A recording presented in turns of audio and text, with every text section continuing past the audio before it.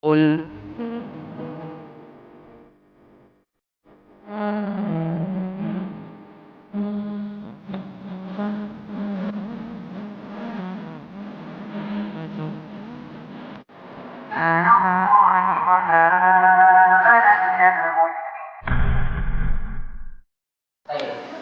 Bismillahirrahmanirrahim. Alhamdulillahirabbil alamin wassalatu wassalamu ala asyrofil anbiya'i wal mursalin nabiyina Muhammad wa ala alihi washabihi ajmain. Sekarang kita masuk sesi yang keempat.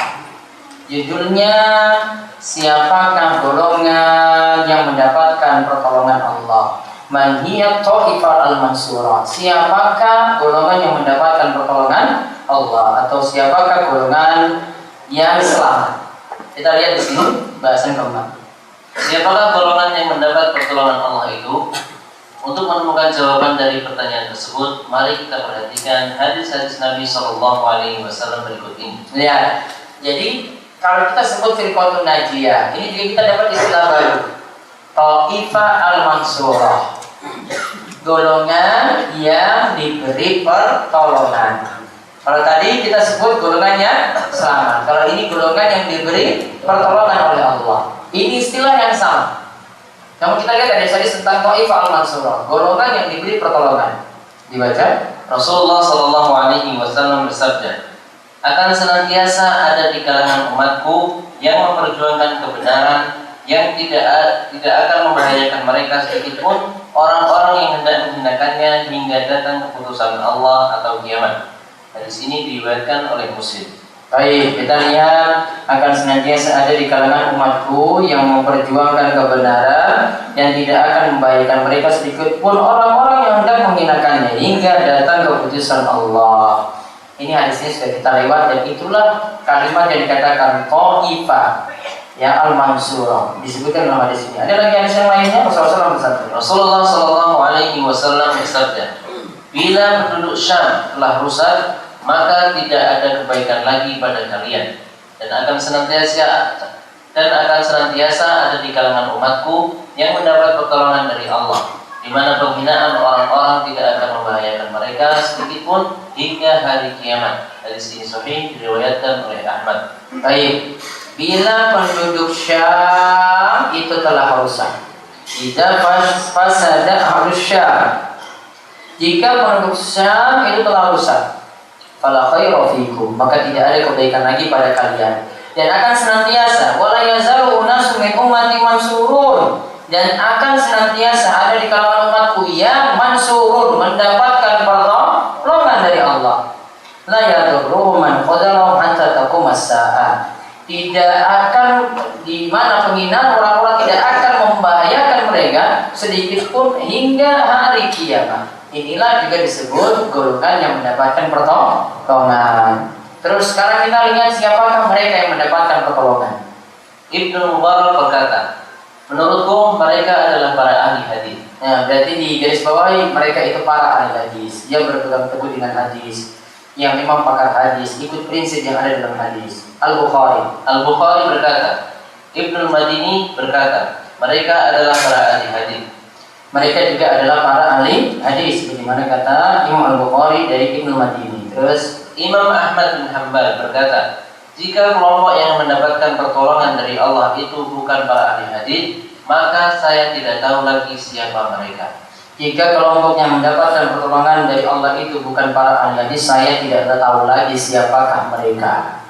Ya, jadi di sini punya perkataan yang sama dari Ibnu Mubarak, Imam Bukhari dan Al-Madini tadi. Ibnu Madini tadi dan Imam Ahmad, mereka adalah para ahli hadis. Lihat, para ahli hadis. Para ahli hadis dikarenakan mereka secara khusus mempelajari dan mendalami sunnah Nabi Shallallahu Alaihi Wasallam dan hal-hal yang berkaitan dengannya, maka mereka menjadi orang-orang yang paling tahu tentang sunnah Nabi Shallallahu Alaihi Wasallam, akhlaknya, lika-liku, peperangannya, dan hal-hal lain yang berkaitan dengan sunnah. Imam Syafi'i pernah berkata kepada Ahmad bin Hanbal, engkau lebih tahu tentang hadis daripada aku. Bila sampai kepadamu hadis sahih, maka beritahukanlah kepadaku, sehingga aku akan bermadhab dengannya, baik itu mazhab Hijaz, Kufah, atau Basrah. Ya, ketika ada hadis sahih, maka Imam Syafi'i ingin sekali dia yang ketahui hadis itu juga. Berarti prinsip para ulama, mereka mau mau mengikuti kebenaran. Ya, mungkin sebetulnya mereka tidak tahu karena keterbatasan manusia. Apalagi kita loh ini, ya, terbatas sekali. Maka kalau dia tahu dari yang lain tentang hadis itu, maka dia itu ikut. Maka ingat di sini jangan punya anggapan bahwasanya Imam Syafi'i itu nggak punya ilmu apa-apa itu. Kita kayak lihat di Imam Syafi'i saya kayak gini nggak tahu hadis. Bukan kayak gitu, Imam Syafi'i itu pakar hadis.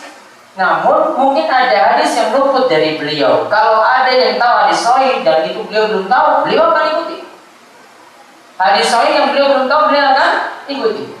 Jika Imam Syafi'i pernah mengatakan, "Idza sahhal hadis fa huwa madhhabi." Jika hadis itu sahih, itulah madhabku. Terus para ahli hadis, para ahli hadis, semoga Allah mengumpulkan kita bersama mereka.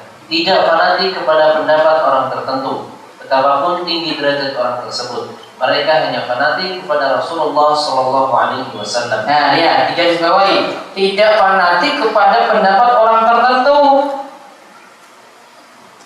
Mau yang diikuti itu ulama besar, kiai, ustaz, pokoknya tidak ikuti pendapat tertentu. Kecuali di sini apa? Mereka itu hanya fanatik kepada Rasulullah Shallallahu Alaihi Wasallam. Prinsipnya seperti itu. Hanya fanatik kepada Rasulullah. Tahu itu hadis Nabi, ikuti. Dia tidak peduli itu wajib atau sunnah. Tahu itu dari Nabi, ikuti. Terus berbeda dengan yang bukan ahli hadis dan yang tidak mau mengamalkannya. Mereka fanatik kepada imam-imam mereka, padahal para imam sendiri melarang hal itu. Sebagaimana para ahli hadis fanatik kepada sabda-sabda Rasulullah SAW. Oleh karena itu, memang tidaklah mengherankan bila ahli hadis menjadi kelompok yang mendapat pertolongan dan termasuk golongan yang selamat. Al-Khatib Al-Baghdadi di dalam kitabnya Syarh Ashabi Al-Hadis berkata, jika orang-orang yang suka mendahulukan roh atau akalnya dalam memahami agama itu mau sibuk mempelajari ilmu pengetahuan yang bermanfaat baginya dan mau mempelajari hadis-hadis Rasul Tuhan semesta alam, niscaya mereka akan mendapatkan sesuatu yang membuat mereka tidak membutuhkan lagi selain hadis-hadis. Sebab hadis mengandung pengetahuan tentang dasar-dasar ketauhidan, menjelaskan tentang janji-janji dan ancaman Allah, menerangkan sifat-sifat Tuhan semesta alam, mengabarkan perihal surga dan neraka, dan apa saja yang telah disediakan oleh Allah di dalamnya untuk penghuninya masing-masing, serta menceritakan apa saja yang telah Allah ciptakan, baik yang ada di langit maupun di bumi.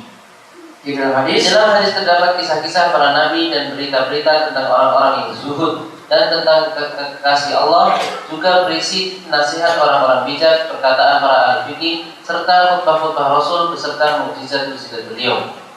Di dalam hadis terkandung penjelasan Al-Quran, kabar-kabar, peringatan yang penuh kebijaksanaan dan pendapat para sahabat tentang berbagai hukum. Allah menjadikan ahli hadis sebagai tiang panjang syariat. Melalui tangan mereka, Allah menghancurkan segala bentuk bid'ah. Mereka adalah orang-orang yang diberi amanah oleh Allah di tengah-tengah seluruh makhluknya. Mereka adalah penghubung antara Nabi Shallallahu Alaihi Wasallam dengan para umatnya. Mereka adalah orang-orang yang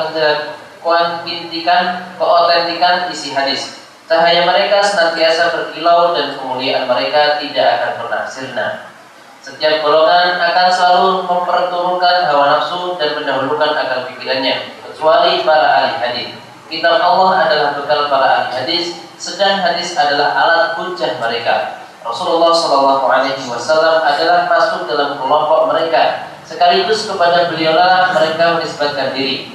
Mereka tidak memedulikan lagi banyaknya pendapat dan pikiran orang. Barang siapa membuat mereka susah, niscaya Allah akan membinasakannya. Dan barang siapa memusuhi mereka, niscaya Allah akan membuatnya terhina.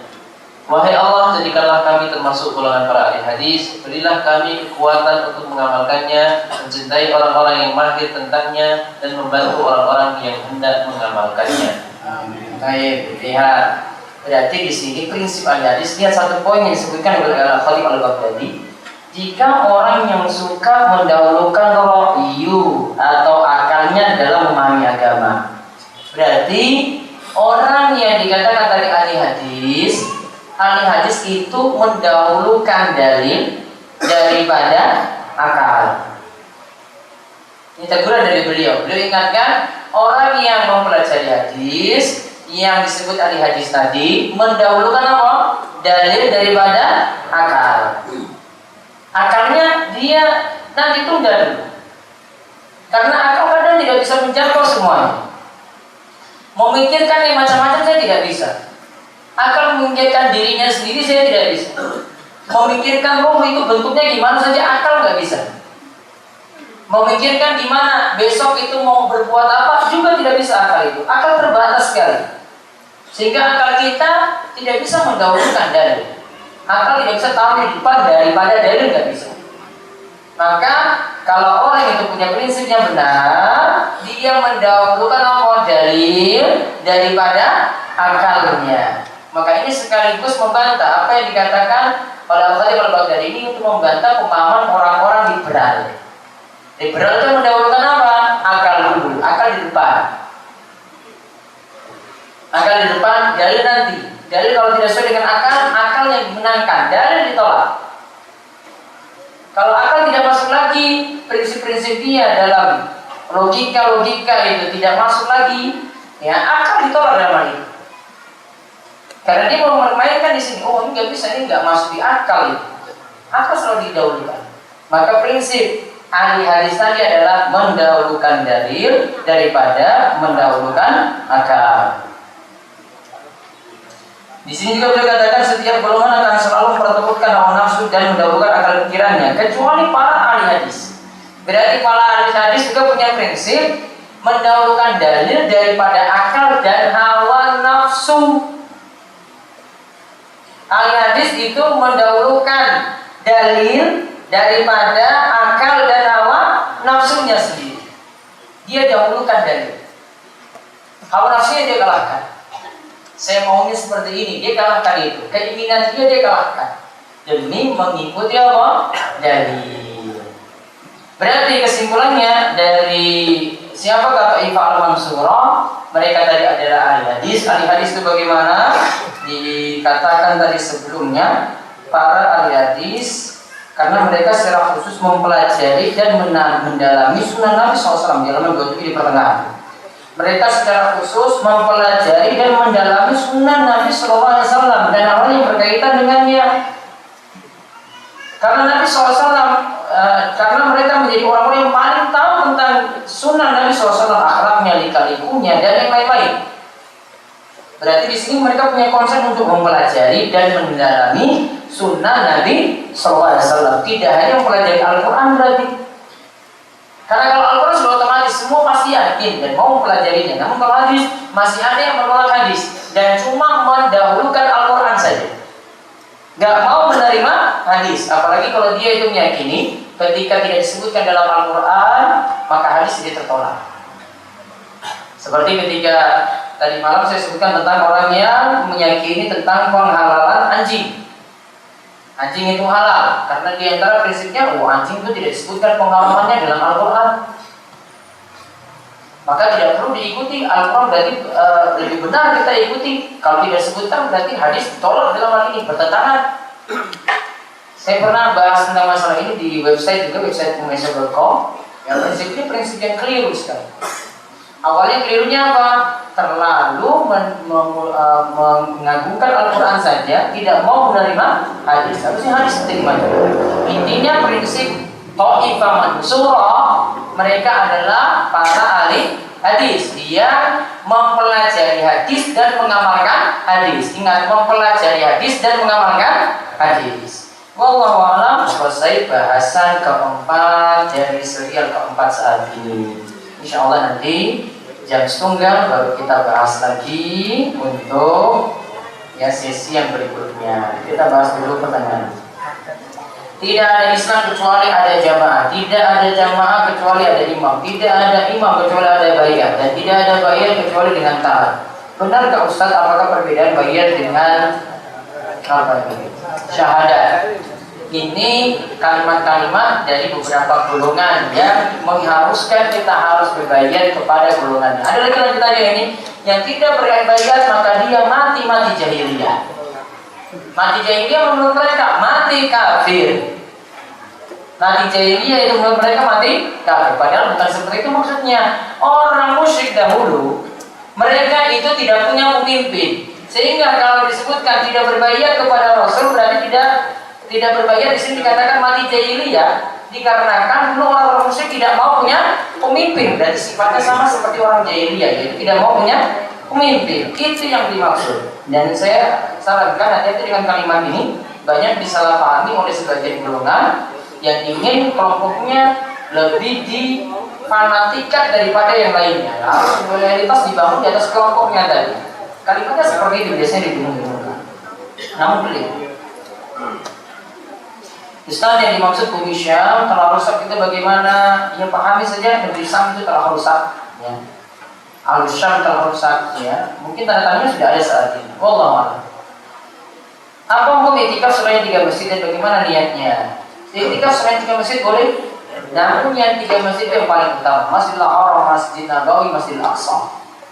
Namun kalau beritikaf di selain 3 masjid itu boleh, karena Allah berfirman dalam surat Al-Baqarah 187, "Wala tubashshiruhunna wa antum 'akifuna fil masajid." Dan janganlah kalian mencembu istri kalian sedangkan kalian beritikaf di masjid. Maka dikatakan di masjid. Berarti itikaf harus di masjid-masjid mana? Apapun masjidnya selain 3 masjid tadi boleh. Bagaimana dengan kegiatan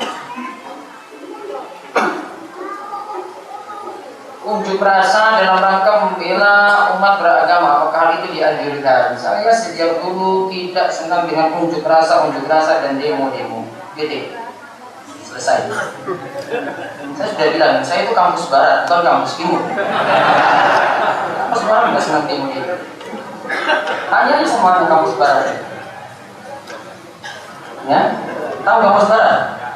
Teknik, kedokteran, MIPA, pertanian ini masuk timur gitu.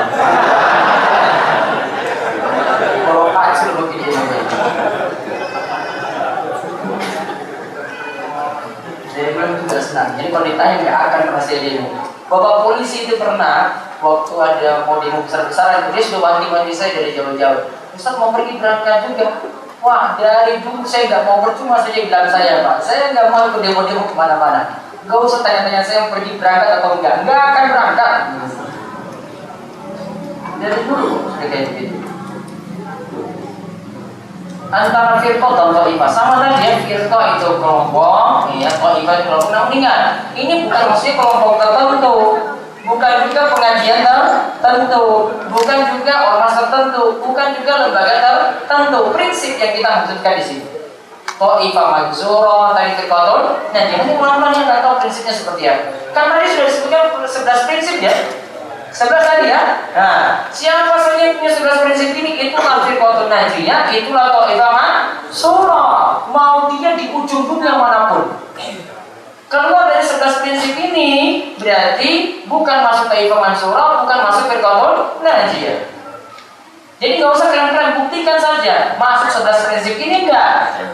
Kalau masuk dalam prinsip ini, alhamdulillah. Kalau tidak masuk, hati-hati. Bagaimana menyikapi memberikan nasihat kepada teman-teman mengenai hal yang melenceng dari tuntunan Rasulullah SAW? Kalau kita nasihati takutnya malah tak didengar. Tapi kalau didiamkan itu dilarang. Bagaimana Ustaz agar terhindar dari debat-debat dan perpecahan? Sampaikan apa adanya saja. Kalau mau diterima, alhamdulillah. Enggak diterima, yang penting sudah disampaikan. Kan prinsipnya sudah diajarkan dalam surat Yasin. Apa? Wa ma'alaina illal balaghul mubin. Kita kan tugasnya cuma menyampaikan saja dengan penjelasan yang sejelas-jelasnya. Di daerah tempat tinggal saya masih mengadakan acara tahlilan orang meninggal dunia. Ketika suami diundang tidak menghadiri, tetapi dibawakan makanan dari yang punya hajat. Apakah boleh makanan atau sembako tersebut kami makan? Kalau saya selalu menjawab baiknya tidak dimakan, diserahkan pada orang lain saja. Kenapa? Biar tidak dikatakan loyal atau mendukung. Namun kalau sudah dikasih terima, serahkan pada orang lain. Lebih bagus.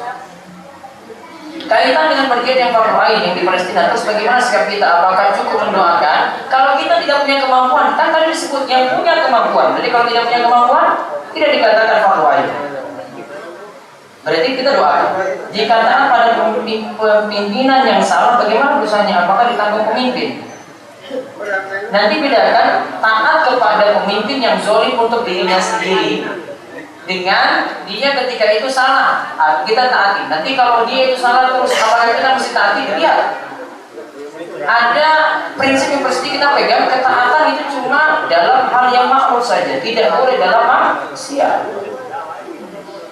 Apakah taklid kepada siapapun itu boleh bagi orang awam? Asalnya orang awam itu taklid nggak bisa diajar untuk apa? Paham dalil. Oh, nggak bisa, nggak nyambung dia.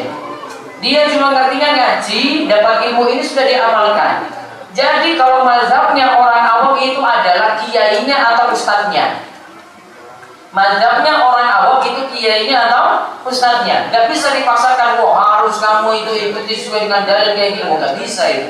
Orang awam cukup dikasih tahu ringkas. Ini yang benar kayak gini, sudah dia paham seperti itu. Kalau ustadznya benar, insya Allah dibawa ke jalannya benar. Namun kalau ustadznya keliru, sudah jalannya seperti itu juga. Jadi mazhabnya orang awam itu sesuai mazhab ustadznya seperti apa. Jika ada suatu hajatan, tuan rumah mengundang pawang hujan, kemudian yang terjadi benar-benar tidak hujan. Apa sehingga masyarakat menjadi makin yakin lagi dengan pawang hujan tadi? Apa yang sebenarnya terjadi? Bagaimana sikap kita? Sikap kita nggak percaya, bukan karena dia, namun karena takdir Allah hujan itu turun. Terus kalau kok kekuatan itu luar biasa sampai hujan nggak jadi turun, ingat itu bisa jadi istidraj untuk semakin menyesatkan manusia. Ketika dia bermaksiat, maka tambah sesat, tambah sesat, tambah sesat. Kalau mazahu, azallallahu qulubahu. Ketika dia itu sesat, maka Allah akan menambah dia itu sesat.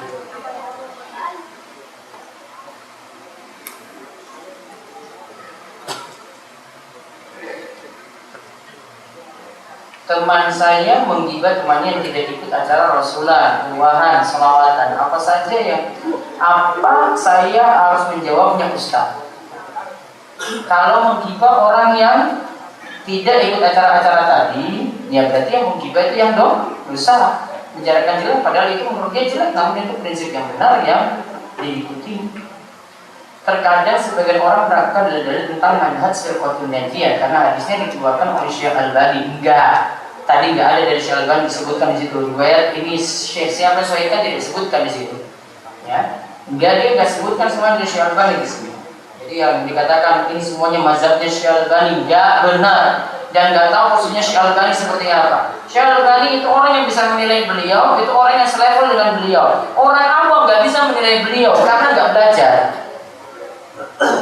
Orang yang bisa menilai seorang, ini profesor ya, ada yang jadi profesor. Siapa yang bisa menilai profesor itu? Apa orang awam? Nggak bisa.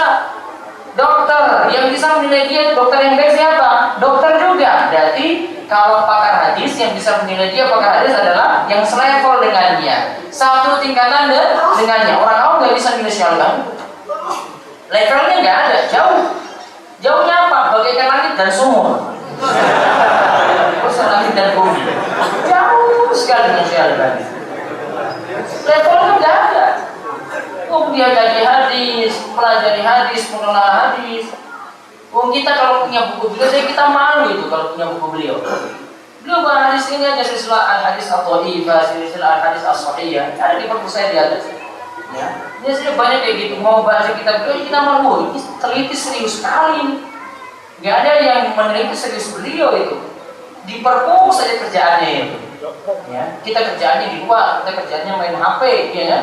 Syarban di perpus terus itu, belajar kaji hadis, Coba cari kerja cuma secukupnya saja, tukang jam. Semua orang yang pakar hadis akui ilmu Syarban. Orang yang nggak pakar hadis ya memang nggak akui karena bukan levelnya. Levelnya apa tadi? Bagaimana apa? Nggak bisa bandingkan. Bagaimana strateginya kalau diundang yasinan tahlilan? Sibukkan diri. Bilang aja nanti Pak saya ada kesibukan. Belum mau sibuk, saya mau nulis. Ada kesibukan lagi musim, pergi jalan-jalan juga sibuk juga. Buat kesibukan. Apa yang harus dilakukan oleh seorang muslim ketika orang muslim menanyakan kabar? Apakah dijawab dengan alhamdulillah atau abaikan saja? Kalau dia tanya kabar gimana, kata alhamdulillah saya baik, itu aja. Justru kalau ya kita tanya non muslimnya, gimana kabarnya? Alhamdulillah saya baik. Kita kaget gitu. Wah, itu alhamdulillah. Nah, ada kayak gitu loh di sini. Kan kalau muslim tanya, dia lebih fasih lagi kalau ucapkan alhamdulillah, puji syukur kepada Allah. Ada di sini. Di kecamatan ini juga ada. Kalau yang asli Padang paham sebenarnya. Ini saya maksud.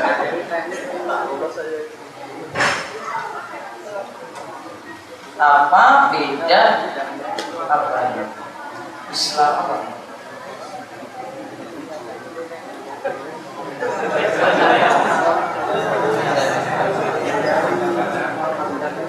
Orang tua masih mengamalkan tradisi-tradisi kejawen seperti contoh ruahan dan mencari hari-hari baik untuk hajatan. Yang mau saya tanyakan, bagaimana cara atau trik menyampaikan kepada orang tua yang manut pada tuntunan sedangkan orang tua nggak mau berangkat ngaji? Disokong kita dia. Saya sudah singgung tadi ya. Diberi sesuatu dulu, terus lagi dikasih lagi, kasih lagi, gitu. Kasih dulu, jangan dulu diajak ngaji dulu, kasih dulu. Jadi pelan-pelan, anak saya itu ternyata ngaji ya. Ngaji di mana deh? Oh di sini Pak. Oh nanti saya ikut. Oh sudah disogok dulu. Itu dulu strategi itu kalian mikir sendiri. Itu bisa diatur masing-masing orang. Bagaimana bisa mengetahui ustaz ini dan itu ahli sunnah? Karena secara zahir mereka berpakaian sesuai sunnah, berjenggot dan lain-lain. Mohon beri kami kaidah-kaidahnya agar kami tidak tersesat mengambil ilmu. Jangan lihat jenggotnya, saya jenggotnya kayak gini. Kalau udah jenggot bukan standar di sini. Kalau lihat penampilan, saya penampilannya biasa. Penampilan biasa kayak gini. Iya. Penampilan nggak bisa juga. Lihat apa? Prinsipnya. Lihat 11 prinsip tadi. Terutama lihat dia ingatkan tauhid nggak? Dia ingatkan bid'ah nggak? Kalau sudah ada prinsipnya, asing nggak mau pas kayak kita umat pecah dan yang lain, berarti di antara prinsip ini dia tidak ikuti. Lihat 11 prinsip tadi yang sudah disebutkan oleh Syekh Muhammad Jamil Zainu tadi. 11 tadi ya. Nah itu dia. Kalau ustaznya seperti itu, maka baik untuk mengambil ilmu dari orang tersebut.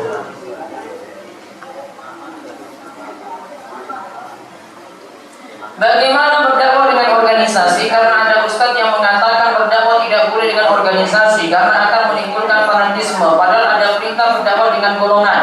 Ali Imran 104. Apa bedanya hizib dan firqah? Tadi intinya fanatik atau tidak. Kalau dia itu bukan bangun kefanatikan di situ, cuma ingin ada kelembagaan untuk membangun dakwah. Ya, ada membangun dakwah itu butuh kerjasama. Dibuatlah organisasi tadi, nggak masalah. Anak-anak muda punya motor itu sama, kumpul bareng-bareng. Jadinya anak-anak motor, mau pakai biker apalah, terserah. Ada motor king misalnya, biker king misalnya. Nah, satu bareng-bareng, jalan bareng-bareng tujuannya untuk dakwah. Kita dakwahi anak-anak motor misalnya. Boleh nggak? Boleh nggak kayak gitu? Boleh. Yang penting dia tidak fanatik kita dengan kelompoknya. Wah, yang di luar kelompok saya ini sesat, yang masuk sini baru. Yang nggak punya motor sesat nanti kalau dia. Itu nggak salah. Prinsipnya, fanatik nggak? Jangan sampai keluarga orang nggak masuk. Wah, motor itu nggak mau ikut kelompok ini, nggak mau ikut motor kita. Sesat itu berarti itu sudah bangun fanatisme golongan. Paham ya? Nah, karena kalau bebas, ini cuma jalan dakwah. Mau yang lain buat lagi terserah. Masing-masing punya cara sendiri. Enggak, tidak masalah untuk itu. Apakah menggabungkan orang soleh dan akan mempengaruhi amalan orang soleh tersebut di akhirat nanti apabila orang soleh yang dilakukan tersebut merasa tenang? Yang jelas orang soleh tadi tidak merasa senang kalau diberikan, kalau dia itu punya prinsip yang benar. Dan orang soleh asalnya kalau dia diagung-agungkan kayak Syekh Abdul Qadir Jailani tadi diagungkan berlebihan, orang berbuat syirik dengan nama Syekh Abdul Qadir Jailani, Syekh Abdul Qadir Jailani akan menolak itu semuanya. Orang-orang soleh akan menolak perbuatan-perbuatan syiriknya. Dia tinggalkan perbuatan syiriknya dan orang-orang yang mengagungkannya. Itu kalau orang soleh tadi punya prinsip yang benar. Wallahu a'lam bishawab. Kita lanjutkan nanti setelah zuhur. Ya, nanti ada waktu makan siang nanti akan diberitahu. Kemudian kita lanjut lagi jam 1 siang insyaallah. Istirahat dulu. Mau istirahat sini boleh, istirahat sebentar juga boleh. Ya, yang di awal masih di bawah nanti sampai jam 2. Demikian kita tutup dulu ya. Subhanallah wa bihamdihi, asyhadu an la ilaha illa anta astaghfiruka wa atubu ilaik. Assalamualaikum warahmatullahi wabarakatuh.